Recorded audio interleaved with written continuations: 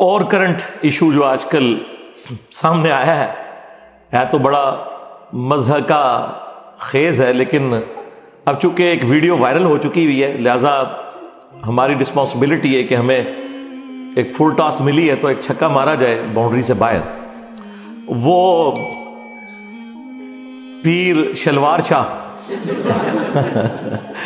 آپ نے ویڈیو دیکھی ہوگی، یعنی ابھی تک تو ہم نے سنا تھا گھوڑے شاہ، ٹھیک ہے جی، کتے شاہ بھی ہے ایک، سید بگیاڑ شاہ، یہ اسلام آباد ہائی وے کے اوپر مزار ہے، وہ ارسیشن کتے کو بگیاڑ کہتے ہیں نا، سید بگیاڑ شاہ۔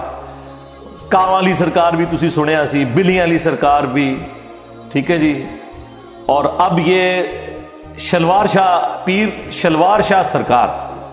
کچھ بھی ہو سکتا ہے جی پاکستان کے اندر، تو آپ کچھ بھی ایکسپیکٹ کریں، جب جہالت ہوگی تو آپ کے سامنے یہ ساری چیزیں آئیں گی۔ تو وہ ویڈیو آپ دیکھیں، اس ویڈیو کے اندر باقاعدہ یعنی ایک مزار کے اوپر سینکڑوں کی تعداد میں مختلف کلرز کی شلواریں لٹکی ہوئی ہیں درخت کے اوپر، یعنی ٹاکیاں تو ہم نے دیکھی ہیں مختلف مزارات کے اوپر، وہ تو چلیں کوئی بندہ لے کے جاتا ہے، شلواریں۔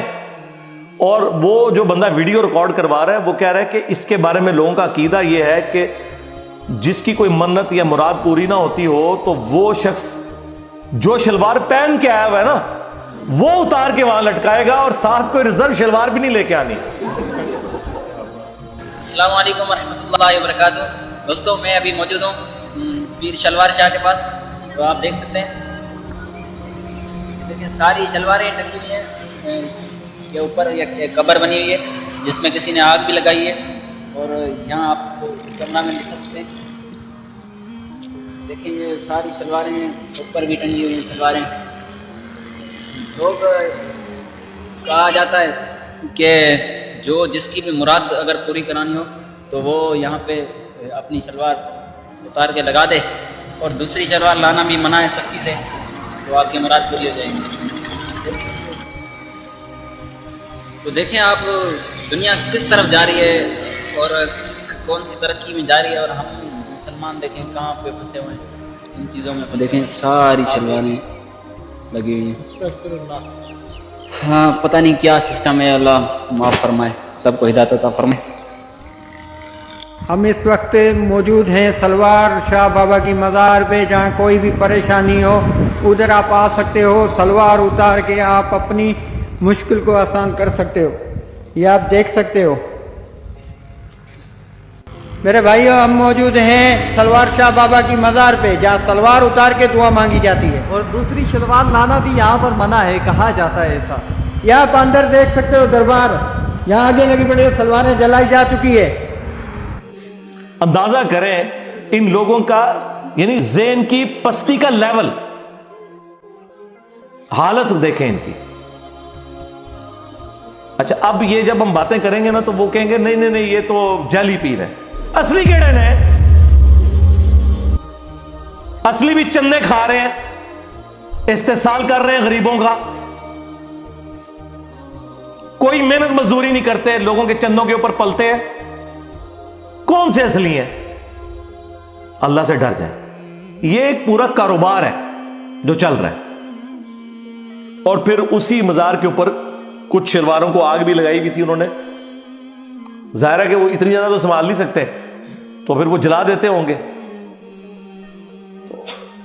اب وہ میں جب ویڈیو مجھے ارشاد بھائی نے دکھائی تو میں دیکھ کے میں نے کہا یار یہ دیکھیں، یہ اس امت کی حالت ہے کہ جس کا امام الموحدین ہے صلی اللہ علیہ وآلہ وسلم، جس کی توحید کے بارے میں اتنی سینسٹیوٹی ہے کہ کسی اور شخصیت کی ایسی سینسٹیوٹی نہیں ہے۔ اور مجھے وہ حدیث یاد آ گئی جو جامعہ ترمذی کے اندر موجود ہے، مشکات میں بھی موجود ہے، سورۃ الاعراف کی آیت نمبر 138 کے کانٹیکسٹ میں، کہ نبی علیہ السلام غزوہ حنین کے موقع پر ایک جگہ سے گزرے جہاں پر ایک بہت بڑا درخت تھا جسے ذات انواد کہا جاتا تھا۔ اس کے اوپر مشرکین عرب اپنا اسلحہ لٹکاتے تھے تھوڑی دیر کے لیے، اور ان کا یہ عقیدہ تھا کہ جنگ میں اگر فتح پانی ہے تو یہاں پہ اپنی تلوار لٹکاؤ، جس طرح یہاں پہ وہ شلوار لٹکا رہے ہیں. ہوں دیکھ لو انہاں دی نسبت کدے نال ہے. تو صحابہ کرام میں سے کچھ نے کہا یا رسول اللہ صلی اللہ علیہ وآلہ وسلم آپ بھی ہمارے لیے کوئی درخت مقرر کر دیں برکت کے لیے. اللہ اکبر، اندازہ کریں، حالانکہ وہ یہ نہیں کہہ رہے تھے ہم نے درخت کی پوجا کرنی ہے. یہ تو کہتے ہیں نہیں مزار کے آگے کوئی جھک بھی گیا تو کیا ہوا، نہ تو اس کی انگلیاں مڑ کے قبلہ رخ ہوئی ہیں، نہ ناک کی ہڈی لگی ہے، سجدہ کہاں سے ہو گیا. تو یہاں تو کچھ بھی نہیں تھا، صرف اتنا کہا کہ ایک درخت مقرر کر دیں. متبرک چیز تو ہم بھی مان رہے ہیں نا، حجر اسود کو چومتے بھی ہیں. صحابہ کرام کا تو شرک کا کہیں شائبہ بھی نہیں تھا. بس اتنی بات کی تو نبی علیہ السلام نے کہا سبحان اللہ، اللہ پاک ہے. معذوف تھا عما یشرکون، ہر اس شرکی عقیدے سے جو لوگ اس کی طرف منسوب کرتے ہیں. تم نے تو آج وہی بات کر دی جو موسیٰ کے ماننے والوں نے کر دی تھی. وہاں پہ بھی دیکھیں وقت کا پیغمبر موجود ہے اور موسیٰ علیہ السلام کے ساتھی ابھی تازہ معجزہ دیکھ کے آئے ہیں. سورۃ الاعراف آیت نمبر 138 کی تلاوت کی نبی علیہ السلام نے کہ جب وہ سمندر سے پار لگے تو انہوں نے ایک قوم کو دیکھا جو بتوں پر اعتکاف کیے ہوئے، دھیان کیے ہوئے بیٹھے تھے. یہ قرآن کی آیت ہے، سورہ الاعراف آیت نمبر 138. تو انہوں نے کہا کہ اے موسیٰ آپ بھی اللہ کا کوئی بت ہمارے لیے مقرر کر دیں کہ ہم اس پہ دھیان کریں. جس طرح یہاں پہ آپ ہندو دیکھ رہے ہیں نا، وہ کہتے ہیں ہم بھی اسی خدا کو مانتے ہیں. یہ بھگوان کا جو بت ہے نا یہ دھیان کرنے کے لیے ہے، حالانکہ ان کی کتابوں میں بھی اسٹیچو بنانا حرام ہے. جس طرح ہماری کتابوں میں بھی یہ شلواریں لٹکانا حرام ہے، لیکن یہ لوگ کر رہے ہیں. تو نبی علیہ السلام نے فرمایا آج تم نے وہی بات کر دی جو موسیٰ علیہ السلام کے ماننے والوں نے کی تھی. اور موسیٰ علیہ السلام نے اس وقت کیا کہا تھا، اے اللہ اس جاہل قوم سے میں تیری پناہ میں آتا ہوں. یعنی وقت کا پیغمبر موجود ہے اور ان کے ساتھی، میں صحابہ کرام نہیں کہتا پھر کہیں گے توہین کر چھڑی سے، تو وہ یہ کر رہے ہیں. اور یہ پھر انہیں کر بھی دیا بعد میں. 70,000 یہودی پھر قتل ہوئے اسی وجہ سے. 70,000 صحابہ حضرت موسیٰ کے قتل اس وجہ سے ہوئے کہ جب وہ کوہ طور پہ گئے تو انہوں نے پیچھے بچڑے کا ایک بت بنا لیا، معبود بنا لیا. سونا پگھلا کے سامری نے انہیں گمراہ کیا. بل ہو تو گئے. اور ان کی معافی پھر سورہ بقرہ میں آیا کہ معافی یہ ہے کہ اپنوں کو قتل کرو گے، ہر قبیلے والا اپنے ان لوگوں کو قتل کرے گا. قتل مرتد کی سزا آئی. پھر نبی علیہ السلام نے اسی حدیث میں الفاظ ہیں ترمذی کے، آپ نے فرمایا کہ تم بھی اگلے لوگوں کے پیچھے چل پڑو گے. یعنی جس طرح اگلے لوگوں نے غلط کام کیے تم بھی وہی کام کرو گے. اور یہ جو اگلا حصہ ہے نا، یہ بخاری اور مسلم میں بھی ہے کہ اللہ کی قسم، یہاں پہ الفاظ موجود ہیں ترمذی میں، اللہ کی قسم تم بھی اگلے لوگوں کے طریقے پہ چل پڑو گے. اور بخاری مسلم کے الفاظ ہیں اللہ کی قسم تم بھی اگلے لوگوں کی پیروی شروع کر دو گے، قدم با قدم، بالشت بر بالشت، حتیٰ کہ ان میں سے کوئی گوہ کے سوراخ میں داخل ہوا تم بھی پیروی کرتے ہوئے یہی کام کرو گے. صحابہ کرام نے پوچھا یہ اگلے لوگوں سے مراد کیا یہود و نصارہ ہیں؟ آپ نے فرمایا اگر وہ نہیں مراد تو اور کون سے لوگ مراد ہیں؟ یعنی نبی علیہ السلام نے پہلے ہی فرما دیا کہ جو اگلی امتوں میں شرکیہ عقائد اور نظریات تھے اس درجے میں تو نہیں، لیکن اس کے قریب قریب اس امت میں بھی آ جائیں گے. اور وہ ہم دیکھ رہے ہیں اپنی آنکھوں سے. تم بھی اگلے لوگوں کی پیروی شروع کر دو. یہاں پہ دیکھ لیں کیا کچھ ہو رہا ہے. انہوں نے بھی اپنے مولویوں کو اپنا رب مانا ہوا تھا. سورہ التوبہ کی آیت نمبر 31 اتخذوا احبارہم ورہبانہم اربابا من دون اللہ.